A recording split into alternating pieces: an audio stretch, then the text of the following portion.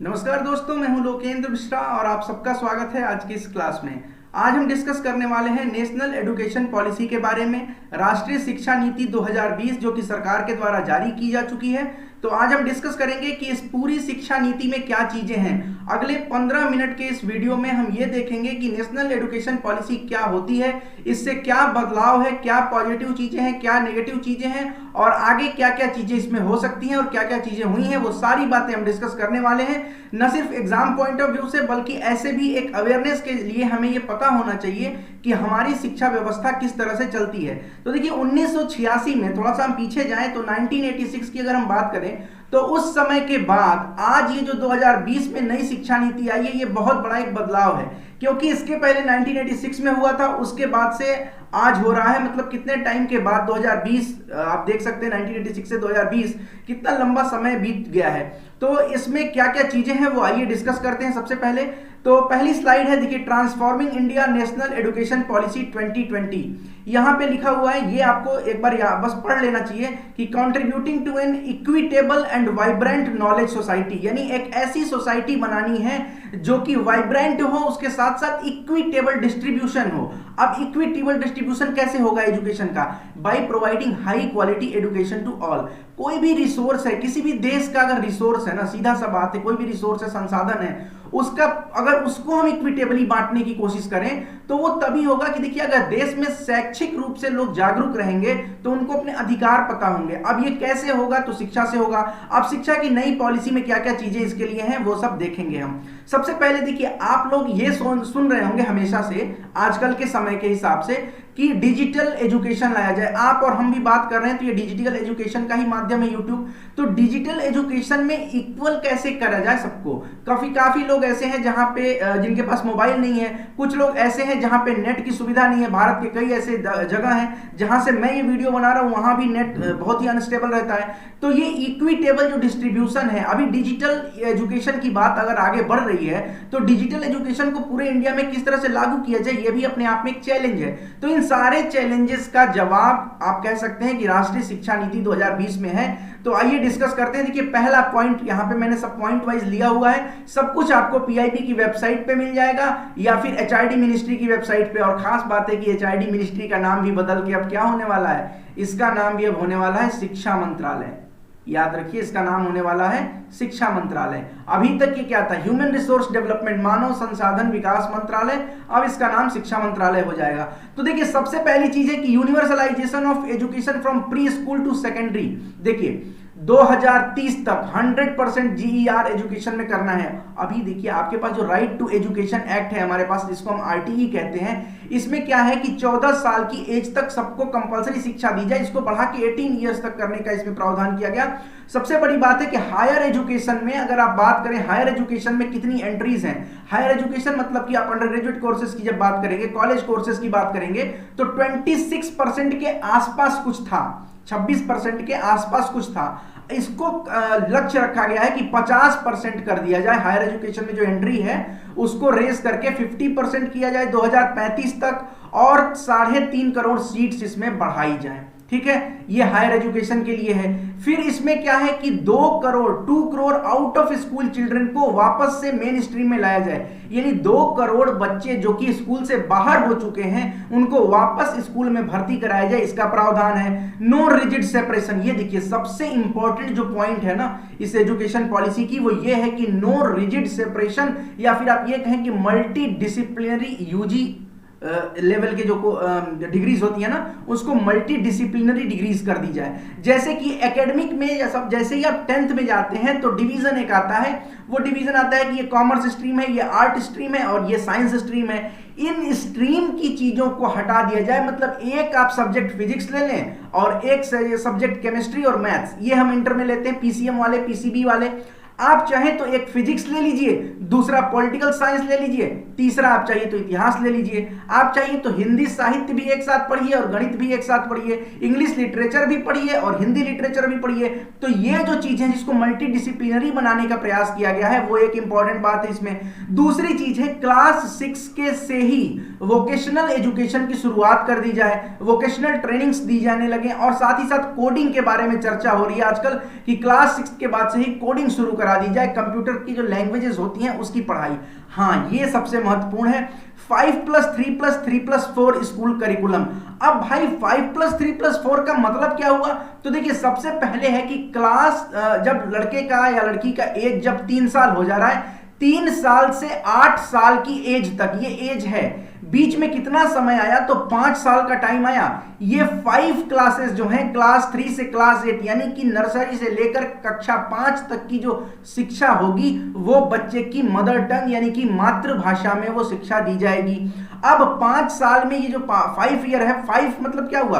Class 5 से class 8 में बच्चा पहुंच गया, सॉरी पहले 5 में पहुंचा बच्चा, फिर 6, 7, 8 में बच्चा पहुंचा। इस तरह से 5+3+3+4 एजेस के हिसाब से इसको डिस्ट्रीब्यूट किया गया है। पहले शुरुआत के 5 साल मातृभाषा में, उसके बाद के 3 साल, फिर 3 साल और फिर 4 साल। ये जो लास्ट का 4 ईयर आपको दिख रहा है, यही है यूजी डिग्री, और इसको अब 4 ईयर किया गया है। कैसे किया गया है अभी आप समझेंगे, इसको आगे की स्लाइड में जब हम आगे बढ़ेंगे तो समझेंगे।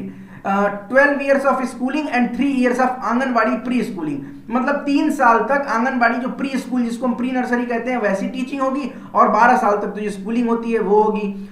Teaching up to at least grade 5 to be in mother tongue, मैंने बता दिया कि रीजनल लैंग्वेज में या मातृभाषा में शिक्षा दी जाएगी।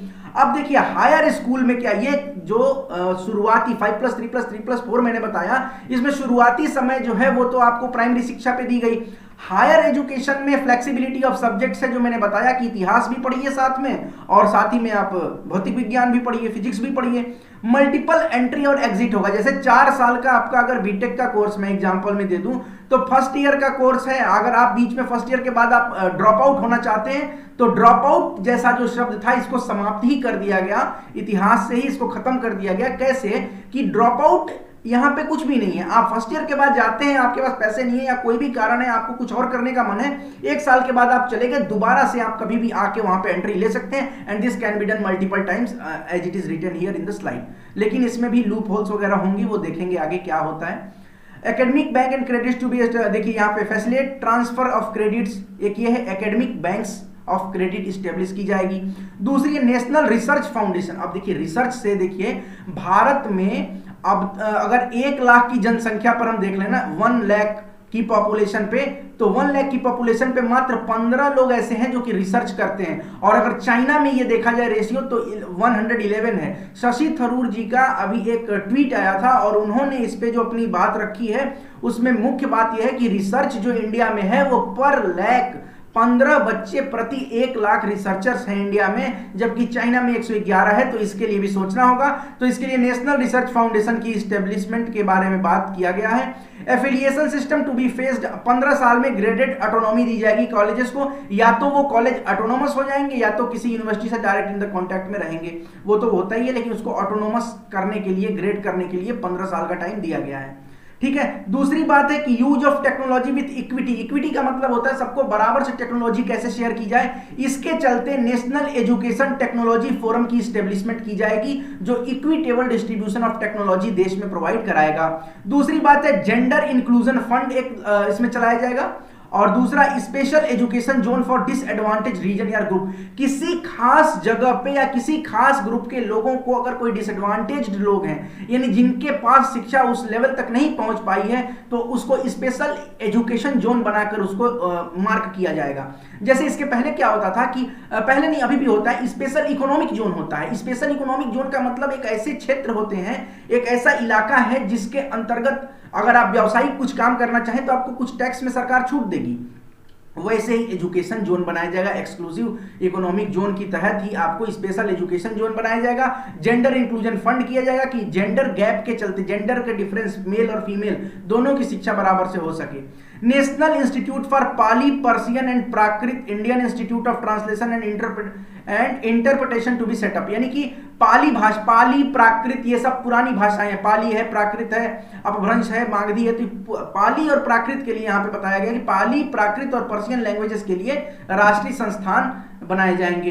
अब देखिए early childhood care and education. Early childhood care में बता दिया था मैंने पहले, ये 2030 तक इंश्योर किया जाएगा कि student entering grade 1 are school ready, मतलब एक जब आप स्कूल में जाने के लिए तैयार हो ना तो कम से कम आप प्री स्कूलिंग इतनी आपकी हुई रहे कि कोई दिक्कत ना आए। तीन से देखिए, अंडर ग्रेजुएशन विल बी इधर 3 और 4 ईयर, मतलब अंडर ग्रेजुएशन यूजी के जो कोर्सेज होंगे वो 3 से 4 साल के होंगे with multiple entry and exit option. This is the most important point to be noted that there will be multiple entry and exit option, यानी आप बार बार बाहर जा सकते हैं फिर आ सकते हैं। अगर एक साल किसी ने कोर्स कंप्लीट किया किसी भी अंडर ग्रेजुएट कोर्स का तो उसको सर्टिफिकेट दे दी जाएगी। जैसे एक साल बाद किसी ने पढ़ाई छोड़ दी, बीटेक कोई कर रहा है, एक साल बाद पढ़ाई छोड़ दी, इसका मतलब ये नहीं है कि उसको अब डिग्री नहीं मिलेगी, उसको डिग्री तो नहीं मिलेगी बट एटलीस्ट एक साल का सर्टिफिकेट जरूर मिल जाएगा।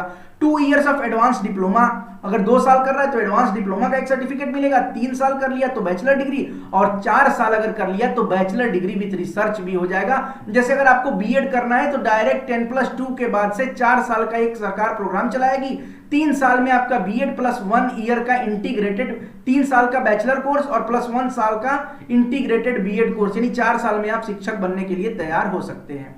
अब मेजर रिफॉर्म्स क्या हैं एक एक करके देख लेते हैं। सबसे पहले यूनिवर्सलाइजेशन कर दिया गया है अर्ली चाइल्डहुड केयर एजुकेशन का, वही जो प्री स्कूलिंग होती है उसके बारे में। फिर ये मैंने बता ही दिया आपको 5+3+3+4 करिकुलम के बारे में। उसके बाद curriculum to integrate 21st century skill. अब 21वीं शताब्दी में जो साइंटिफिक टेम्परामेंट डेवलप करने की बात जो हमारे यहाँ संविधान में भी है, तो साइंटिफिक टेम्परामेंट कैसे डेवलप किया जाए, मैथमेटिकल थिंकिंग कैसे लोगों के अंदर डेवलप किया जाए, इसके लिए करिकुलम को इसके हिसाब से ढाला जाएगा, इसके हिसाब से चेंज किया जाएगा। बहुत ही इंपॉर्टेंट पॉइंट है ये। No rigid separation, one of the most important point of this national education policy is that there will be no rigid separation between the disciplines of art science और commerce, यानी कि art है science है commerce है इनके बीच में आप कोई भी ऐसा रिजिड जो सेपरेशन होता है वो क्रिएट नहीं करेंगे। एजुकेशन ऑफ गिफ्टेड चिल्ड्रंस, जो अलग तरह के लोग हैं दिव्यांग वगैरह हैं उनके लिए भी अलग से। जेंडर इंक्लूजन फंड के बारे में मैंने बता दिया, ये सारी बातें मैंने डिस्कस कर दी। वोकेशनल इंटीग्रेशन वगैरह की बातें भी हो गई। या और अगला क्या है भाई, तो टीचर एंड एडल्ट एजुकेशन भी दिया जाएगा अलग से। ईसीई के तहत टीचर और एडल्ट्स का भी अलग से शिक्षा दी जाएगी, मतलब टीचर को भी अलग से ट्रेनिंग देने की बात। Board examination will be low stakes, most important point. Board exams का जो प्रेशर होता था उसको कम करने के लिए एग्जाम के पैटर्न में चेंज, मतलब कि ज्यादातर फैक्ट्स रट के परीक्षा देने वाली जो सिस्टम है ना, अब क्या है, एक रात को पढ़ा और सुबह जाके एग्जाम दे दिया, तो ये जो फैक्ट रट के परीक्षा देने वाली है इसको हटा के थिंकिंग बेस्ड किया जाएगा, इसको एप्लीकेशन बेस्ड एजुकेशन बढ़ाया जाएगा, एजुकेशन को एप्लीकेशन बेस्ड बनाया जाएगा।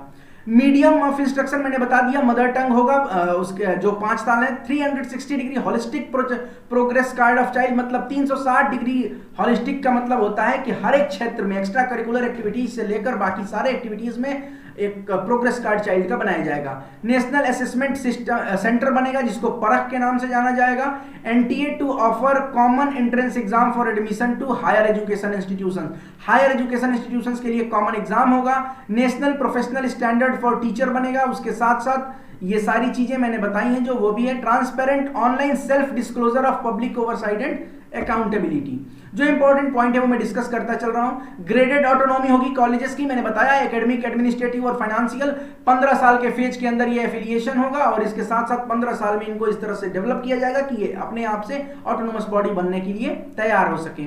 ठीक है, independent board of governor establish किया जाएगा। फिर हायर एजुकेशन में लीगल और मेडिकल को छोड़ के एक सिंगल रेगुलेटर होगा, सिंगल रेगुलेटिंग बॉडी होगी, लेकिन इसमें लीगल और मेडिकल एजुकेशन को अलग कर दिया गया है। ठीक है, उसके लिए अलग से होगा। उसके बाद से common norms for public and private higher education, जो पब्लिक हायर एजुकेशन के इंस्टीट्यूशन है या फिर प्राइवेट हैं, प्राइवेट कॉलेज है या पब्लिक कॉलेज है, दोनों के लिए कॉमन नॉर्म्स होंगे। और एक और सबसे महत्वपूर्ण, अब मैं सबको ही महत्वपूर्ण बता रहा हूं क्योंकि सब महत्वपूर्ण है ही, 6% of GDP at the earliest, मतलब जितना जल्दी हो सके उतना जल्दी भारत की शिक्षा व्यवस्था में सकल घरेलू उत्पाद का 6% खर्च किया जाए। टोटल इंडिया की जो जीडीपी है उस जीडीपी का 6% एजुकेशन में खर्च किया जाएगा। मेजर रिफॉर्म्स में 50% ग्रॉस एनरोलमेंट रेशियो मैंने बता दिया 2035 तक। यूजी प्रोग्राम 3 से 4 साल का होगा, पीजी प्रोग्राम 1 से 2 साल का होगा। इंटीग्रेटेड 5 साल का बैचलर और मास्टर्स प्रोग्राम होगा, मतलब 10+2 के बाद अगर डायरेक्ट आप एक इंटीग्रेटेड प्रोग्राम में अगर आप एडमिशन कराना चाहते हैं तो आपके bachelor courses plus PG courses, यानी यूजी प्लस पीजी मिलाकर अगर सपोज करिए आपको एमए करना है तो 10+2 के बाद आपका लक्ष्य है कि आपको MA करना है, मतलब मास्टर ऑफ आर्ट्स से। तो मास्टर ऑफ आर्ट्स अगर आपको करना है तो 10+2 के बाद जब आप एडमिशन लेंगे तो 3 साल का बीटेक BA और फिर 2 साल का वो होता है, तो इसको इंटीग्रेट करके भी बना दिया गया है। अगर आपको MTech करना है तो 5 साल में MTech plus BTech integrated course आज भी चलता है, ये कई IITs में कई जगहों पे चलता है। Credit transfer, academic bank of credits, मैंने बताया ये सारी चीजें। आगे बढ़ते हैं, मल्टी डिसिप्लिनरी है, वो आपको पता है, ये नोट कर लीजिएगा पॉइंट आप लोग, और एक्स्ट्रा जो है ये है model multi disciplinary education and research university Meru की स्थापना। एक बात मैं और बता दूं कि ये पूरा का पूरा PPT जैसा है ऐसे ही ये PPT मैं टेलीग्राम चैनल में भी डाल दूंगा, टेलीग्राम से आप डाउनलोड कर सकते हैं। टेक्नोलॉजी का यूज किया जाएगा एजुकेशन प्लानिंग में, टीचिंग लर्निंग असेसमेंट में, एडमिनिस्ट्रेशन के मैनेजमेंट में, और self disclosure and minimum human interface, मतलब मानव का कम उसमें दखल हो, टेक्नोलॉजी की को ज्यादा यूज किया जाए। देखिए ये टेक्नोलॉजी वाली बात इसलिए सामने आ रही है क्योंकि अचानक से किसी ने सोचा नहीं था कि 5 महीने से कॉलेजेस और स्कूल्स बंद हो जाएंगे, कोचिंग बंद हो जाएंगी, मगर इन बंद होने के बाद लोग डिजिटल एजुकेशन की तरफ ज्यादा रुख कर रहे हैं। मगर क्या डिजिटल एजुकेशन की पहुंच हर एक बच्चे तक है, हर एक स्टूडेंट तक है?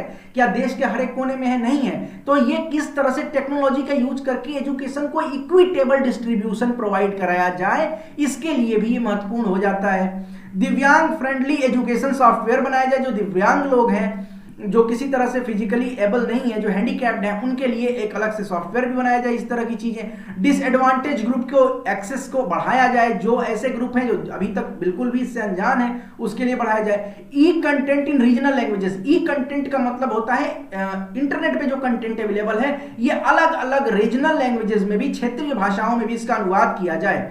वर्चुअल लैब की स्थापना हो और नेशनल एजुकेशनल टेक्नोलॉजी फोरम की स्थापना हो, जो ये सारे कार्यों को क्रियान्वित करेगा।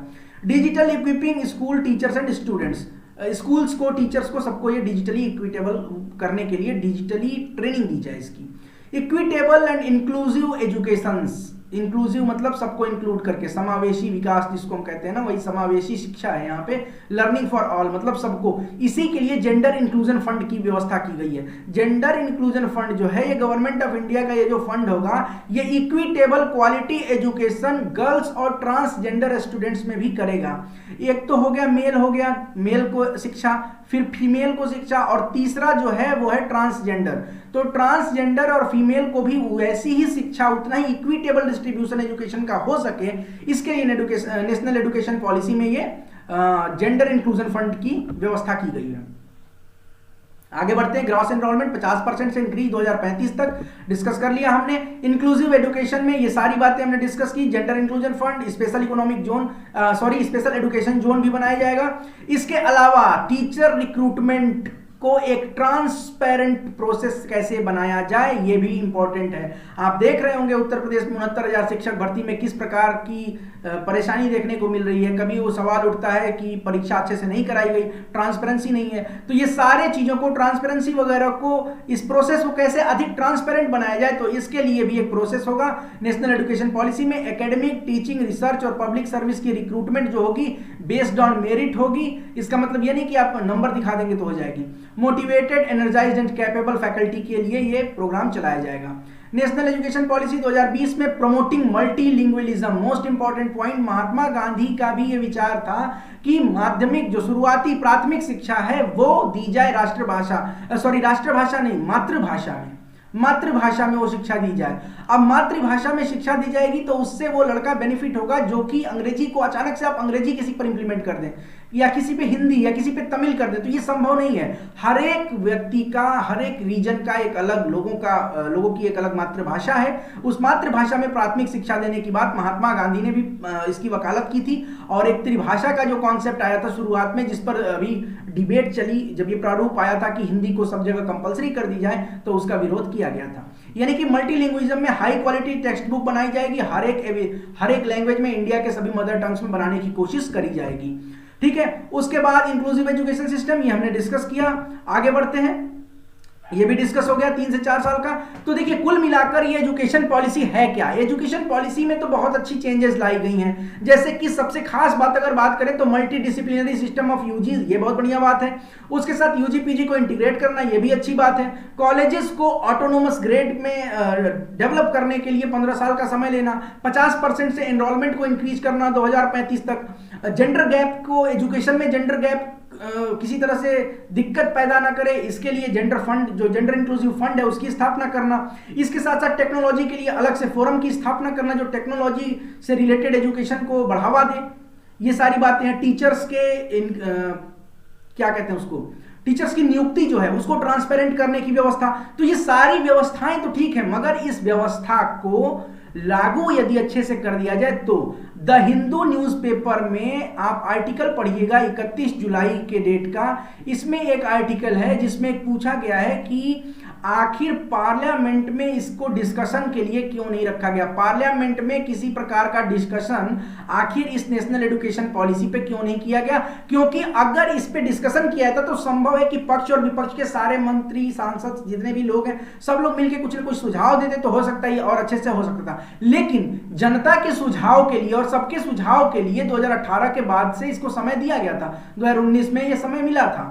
लेकिन उसके बावजूद एक तो ये डिबेट है, आप उसको पढ़ सकते हैं। शशि थरूर का एक अलग ट्वीट्स वगैरह जाके आप देख सकते हैं कि उन्होंने भी कुछ बातें की हैं। तो कुल मिलाकर ये सारी चीजें ठीक है, लेकिन ये जब तक अच्छे से इंप्लीमेंट नहीं होंगी तब तक व्यवस्था में परिवर्तन नहीं हो सकता है। लेकिन एक ये बहुत बड़ा स्टेप 29 जुलाई को जो नेशनल एजुकेशन पॉलिसी लॉन्च की गई है, ये बहुत महत्वपूर्ण है। और एक सबसे खास बात मैं बता दूं, एचआरडी मिनिस्ट्री, जो कि आप बार बार सुनते आ रहे हैं, एचआरडी मिनिस्ट्री का नाम बदल के इसके तहत ही कर दिया जाएगा शिक्षा मंत्रालय।